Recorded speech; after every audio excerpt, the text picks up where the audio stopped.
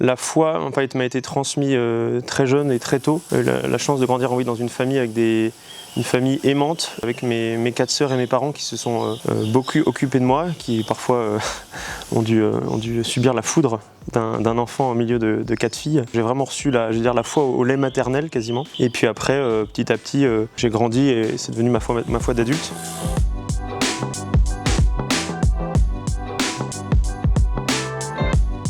J'ai 32 ans, je suis le 4e d'une famille de 5 enfants et j'ai grandi un peu partout en France en fait, puisque mon père est militaire et donc j'ai eu la joie en fait, maintenant en relisant, la joie de déménager plusieurs fois et donc de connaître différents coins de France, tout en étant très enraciné en Vendée en fait, j'allais dire exilé de corps mais pas de cœur, jamais de cœur. Et j'ai eu la chance d'avoir mes grands-parents bretons mais surtout vendéens par mon père, donc de Saligny, et puis par ma maman de Vendée militaire comme on dit. Des Aubiers, à côté entre Bressuire et Cholet. Et avant de revenir, voilà, quand la vocation est revenue dans le cœur, ça paraissait assez naturel en fait, de revenir aussi en Vendée, là où sont enterrés en fait, mes ancêtres. La foi en fait, m'a été transmise très jeune et très tôt. La chance de grandir dans une famille avec une famille aimante, avec mes 4 sœurs et mes parents qui se sont beaucoup occupés de moi, qui parfois ont dû subir la foudre d'un enfant au milieu de 4 filles. J'ai vraiment reçu la foi au lait maternel quasiment. Et puis après, petit à petit, j'ai grandi et c'est devenu ma foi d'adulte. L'apport de mes grands-parents aussi, qui étaient de grands chrétiens, m'ont beaucoup aidé. Et puis aussi, j'ai la chance d'avoir dans ma famille des figures, notamment j'ai un frère de maman qui est prêtre et qui est très marial. Et la prière du chapelet au départ aussi était là, un peu la prière, j'allais dire, familiale. Et au sein aussi de la famille, on avait vraiment l'habitude, quasiment tous les soirs, systématiquement, en tout cas jusqu'à ce que l'aîné de mes sœurs s'en aille, mais de la maison, mais de prier en fait tous les soirs en famille, près de la crèche pendant l'Avent, mais après aussi tous les jours de la semaine, même une prière très modeste. Mais il y avait cette fidélité à la prière qui, je pense, m'a donné la capacité, enfin peut-être plus tard aujourd'hui, de répondre et de me présenter devant l'église pour être diacre et puis prêtre. Je parlais de la foi quand j'étais petit. Le service de l'autel m'a beaucoup marqué, le fait de servir la messe. Quand j'étais aussi au scoutisme où on avait des aumôniers assez présents, j'étais marqué par le parcours Even qui on médite beaucoup la parole de Dieu, et puis par le pèlerinage, le fait de se rapprocher de prêtres, de servir avec eux, de vrais pères heureux, de se donner dans le sacerdoce, ça m'a beaucoup marqué. Et puis après aussi, je prendrais l'élément aussi de l'adoration.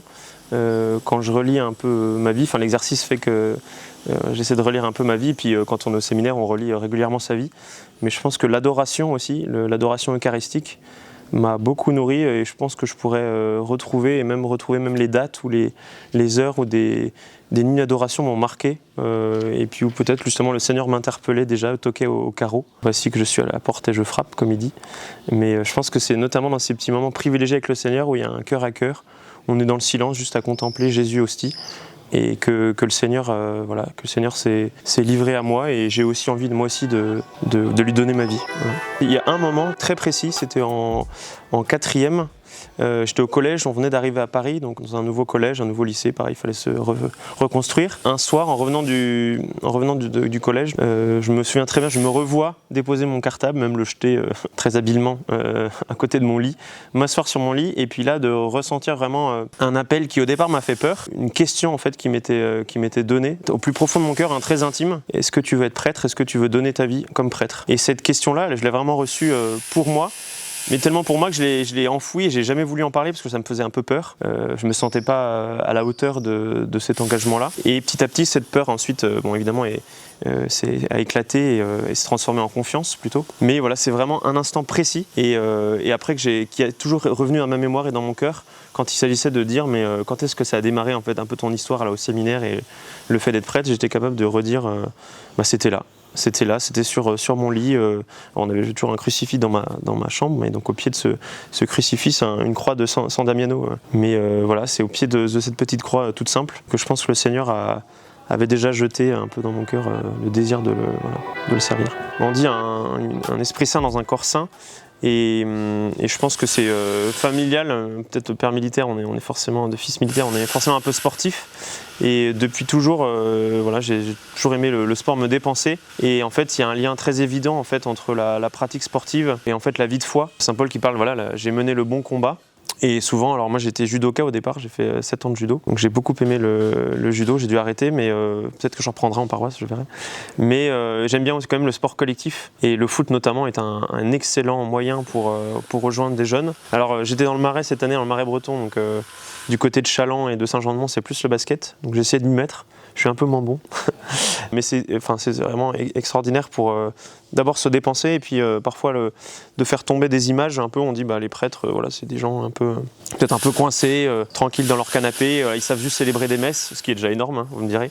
Mais en fait, on a besoin aussi de se dépenser et quoi de mieux que de taper dans un ballon pour ensuite discuter. Et toi, alors Jésus, tu l'as rencontré et je pense que c'est quelque chose que je continuerai après en tant que diacre et puis surtout en tant que prêtre.